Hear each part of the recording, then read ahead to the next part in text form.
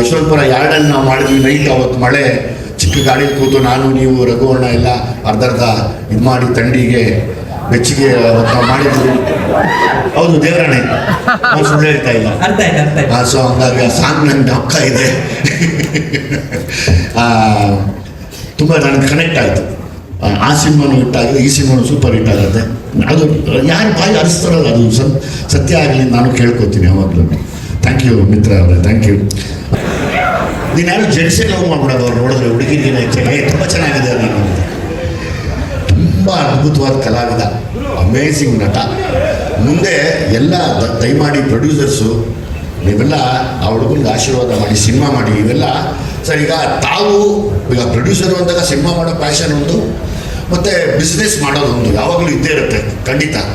ಆದರೆ ನಮಗೊಂದು ಗೊತ್ತಿರುತ್ತೆ, ಇದು ಗ್ಯಾರಂಟಿ ಮನೆ ಹೇಳ್ದಲ್ಲ, ಇದು ಗುನ್ನೀಸ್ ಕುದುರೆ ಓಡುತ್ತೆ ಅನ್ನೋ ಥರ ಇನ್ನೊಂದು ಓಡುವಂಥ ಕುದುರೆಯಲ್ಲಿ ಮತ್ತೊಂದು ಒಳ್ಳೆ ರೇಸಲ್ಲಿ ಹೋಗುವಂಥ ಒಂದು ಒಳ್ಳೆ ಕುದುರೆ ಇದೆ.